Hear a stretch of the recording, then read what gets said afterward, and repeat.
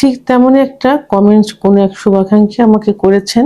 তিনি বলেছেন, ম্যাডাম, আপনার কাছে আমার অনুরোধ, প্লিজ প্লিজ প্লিজ আমার কমেন্টের উত্তরটি ভিডিওর মাধ্যমে দিবেন।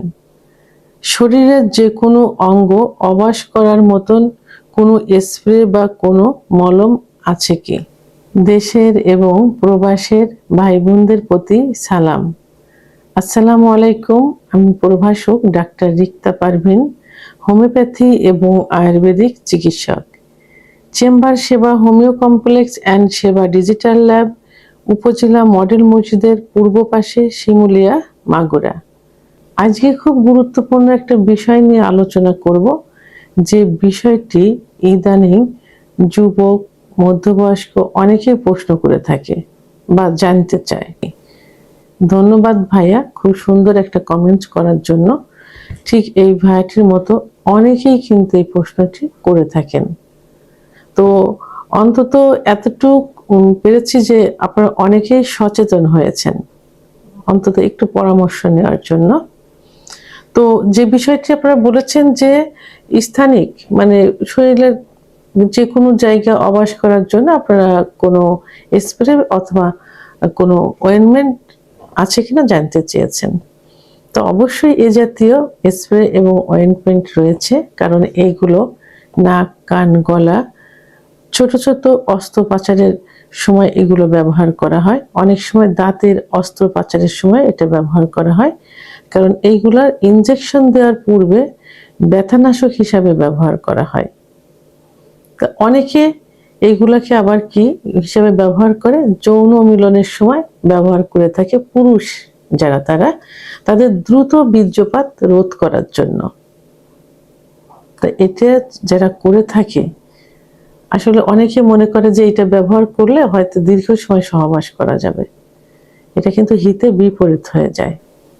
এই স্প্রে বা এই অয়েন্টমেন্টের নির্দিষ্ট একটা কার্যকারী সময় আছে। কোনটা দেখা যায় যে 30 মিনিট, 40 মিনিট, 1 ঘন্টা পর্যন্ত সময় থাকে, যে এর ব্যবহার করলে এত সময় পর্যন্ত অবাস থাকে। তাই অবাস না কাটা পর্যন্ত কিন্তু বীর্যপাত হবে না। তাহলে এই যে দীর্ঘ সময় আপনি যে যৌন মিলনে লিপ্ত থাকবেন, এটাতে কি হবে?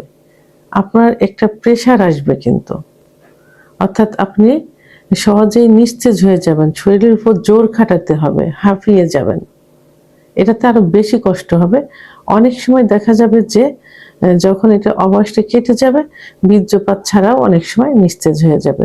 আবার এটাতে আপনার যে পার্টনার থাকবে, আপনার যে ওয়াইফ থাকবে, উনি কিন্তু অত্যন্ত কষ্ট বোধ করবেন, কারণ দীর্ঘ সময় সহবাস সে লিপ্ত নাও থাকতে পারে, তার এই সময়টা নাও প্রয়োজন হতে পারে।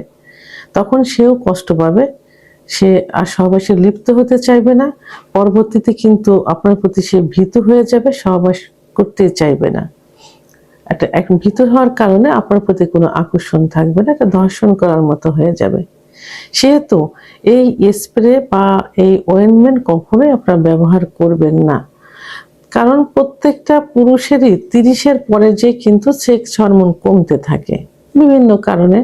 অতীতে বয়সের শুরু থেকে, অর্থাৎ যৌবনের শুরু থেকে হস্তমৈথুন, বিছানায় ঘর্ষণ, স্বপ্নদোষ, মানসিক টেনশন, সাংসারিক ঝামেলা, ব্যবসা বাণিজ্য, চাকরি, ডায়াবেটিস, উচ্চ রক্তচাপ ইত্যাদির কারণে প্রত্যেকটা পুরুষের 30-এর পরে যে কোনো সময় যৌন অক্ষমতা আসবে বা সেক্স হরমোন, টেস্টোস্টেরন হরমোন কমে যাবে। তার কমে যাওয়ার কারণে যে সমস্যাগুলো হবে, বা কারোর সহবাসের ইচ্ছা কমে যাবে, কারোর সহবাসের ইচ্ছা হলে উত্থান হবে না, কারণ উত্থান হলে অল্প সময়ের মধ্যে বীর্যপাত হয়ে যাবে, বীর্য পাতলা, পরিমাণে কম, ভরে উত্থান হবে না, লিঙ্গের নিস্তেজ হয়ে যায় ইত্যাদি লক্ষণ দেখা যাবে। এর মধ্যে দ্রুত বীর্যপাতও কিন্তু একটা যৌন অক্ষমতার অংশ। তো এখন এর জন্য কিছু চিকিৎসা আছে, অবশ্যই চিকিৎসা আছে, কারণ এই রোগী কেউ মারা যায় না, বিছনায় পড়েও থাকে না, হসপিটালে ভর্তি হয় না। কি হয়? মানসিক দুশ্চিন্তা, স্ত্রীকে যে সুখ দেবে, নিজে যে সুখ নেবেন, এটা থেকে বঞ্চিত হতে হয়। এর জন্য পার্শ্ব প্রতিক্রিয়া মুক্ত কিছু ওষুধ আছে, যার কোনো পার্শ্ব প্রতিক্রিয়া নেই, অন টাইম ট্যাবলেট বাদে। আপনারা সেই চিকিৎসা গ্রহণ করুন। আপনারা হোমিওপ্যাথি, আয়ুর্বেদিক চিকিৎসা নেন, এবং ধৈর্য সহকারে নিন।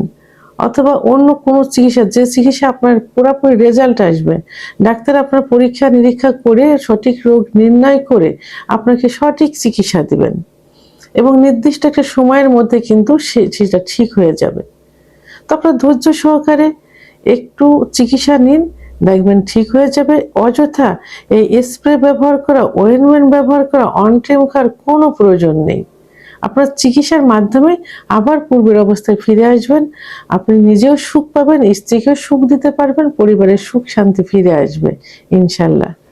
ভিডিওটি সম্পর্কে যদি কোনো মতামত থেকে থাকে অবশ্যই কমেন্টের মাধ্যমে জানাবেন। আর ভিডিওটি ভালো লাগলে লাইক, কমেন্ট, সাবস্ক্রাইব করে আমার সঙ্গে থাকুন। আল্লাহ হাফেজ।